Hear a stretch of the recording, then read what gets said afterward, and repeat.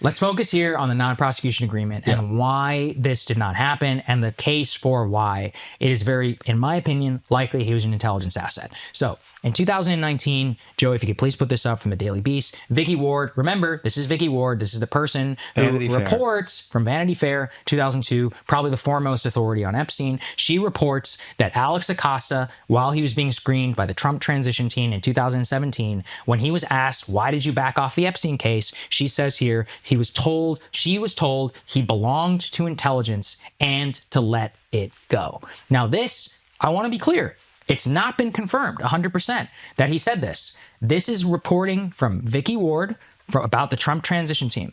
Now, though, if you can go to the next link that I sent, in 2019, when Alex Acosta holds a press conference about this entire issue, and he is asked specifically about intelligence ties of Jeffrey Epstein and whether he would confirm this, he says, quote, "I would hesitate to that reporting as fact, but he would not deny it."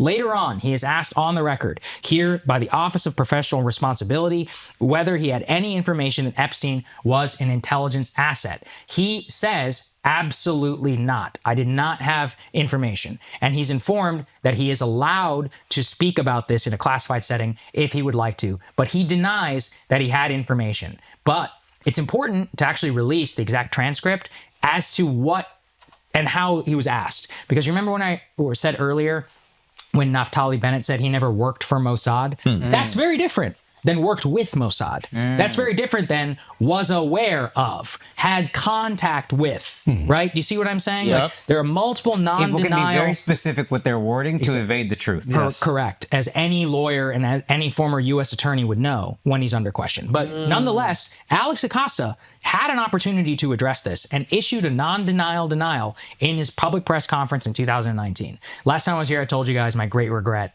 is I sat next to him on a plane and I didn't ask him about it because it was a midnight flight from Miami and nobody was talking. And I'm just staring at this dude being like, bro, I gotta ask, you know? He probably thought I was such a freak. He's like, who is this guy? Look at me. Yeah, it's like, anyway, so Alex, if you're listening, I would still love to talk to you about it. So we can, but he has never confirmed or denied. He's never confirmed. He's never denied it. I guess he basically lives. I mean, look, he lives a private life in Miami. He can come out at any time. He did kind of deny in his he final... said here, and it didn't really deny it. And again, this is why he wants the exact transcript. This is why the exact transcript matters, because he said, here, let's open it up very specifically. Is that transcript available? No, it's not available. And actually, that's one of the Epstein files that people would release. So Acosta told OPR he did not have any information about cooperating in a federal investigation or relating to media reports that Epstein had, quote, been an intelligence asset. OPR says it did not find any reference to his purported cooperation or even a suggestion.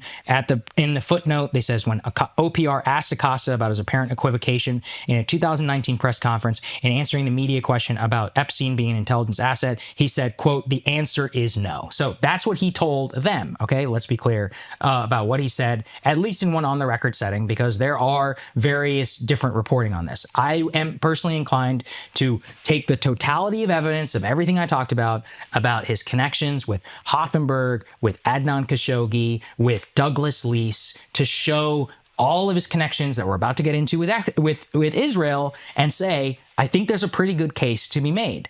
And let's also get now to why the intelligence community would ever want to cover this stuff up. All right, why? So can we go to the next link, please? This is from BuzzFeed News, 2021. A great reporter, Jason Leopold, he's like the FOIA king.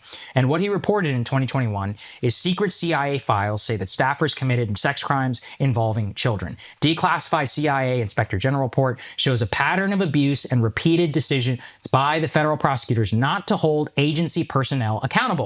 Now, why? And by the way, some of these agents abuse children as young as 2 and 6, which are named here in the documents. Oh, my all right. fucking goodness. And so why would the feds not want to prosecute known pedophiles, people who are actually abusing children, not just child pornography? Why? They were concerned if they prosecuted them in open court that sources and methods would be revealed. Sources and methods. So in 10 different known times here from the CIA Inspector General, they decided not to prosecute known pedophiles, specifically to make sure that they could protect intelligence at the expense of justice and bringing people and putting these people in jail.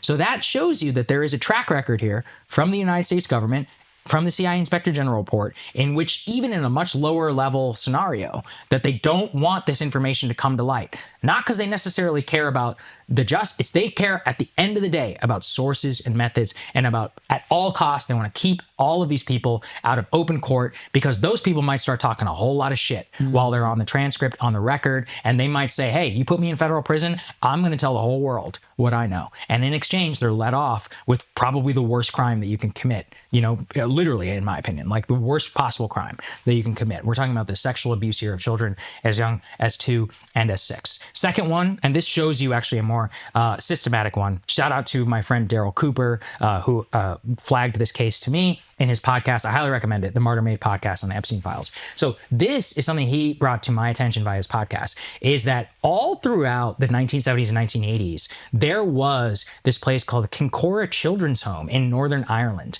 where it was basically a hub and an orphanage for orphan boys who were being systematically abused by intelligence assets known to MI6 and MI5, because and it was basically covered up and ignored because they were key conduits in helping MI5 manage the Northern Irish problem during the Troubles.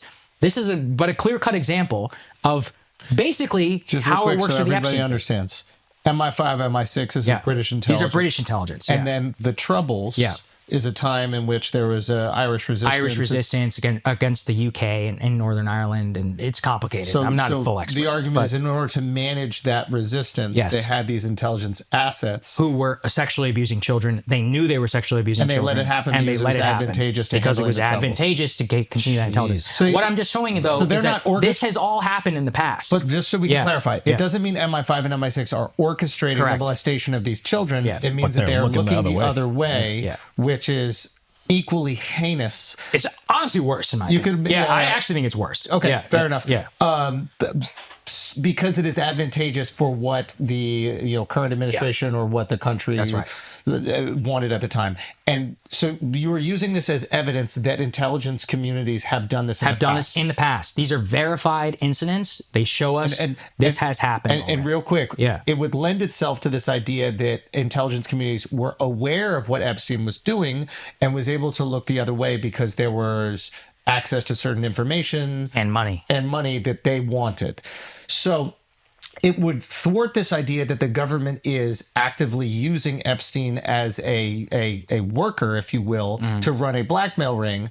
But it would confirm this idea that they were aware of this pedophile sex trafficking ring happening, and they allowed it to happen so as long as that they could continue to use him as an asset. That's exactly right. Which I think is an important slice, because I think the internet has taken Epstein and turned him into the Mossad, CIA, government blackmail ring that they use to incriminate the elites, which at this point in time, we don't know if there's any evidence of that, but it seemed like there's overwhelming evidence to his access to these elites and his utility to intelligence services. Correct. That's exactly right. And I wonder if it's advantageous for intelligence to have an asset or someone like this that has such a malignant proclivity. Correct. You're exact. See, this is very important. Can you go on? Can you continue on? But just like if basically you have someone that's able to have access to all this information and money, but also is a known pedophile, he's much easier to control and coerce. So it's like in the hood, if you got a crackhead or a heroin addict that you need him to do some fuck shit, but they always got to come back to you because they're addicted to the thing you got. Yeah, that's exactly right. I mean, the FBI looks the other way on criminals. Actually, Joey, can you Google this? It's like confidential informants commit crimes, FBI. There was a report recently.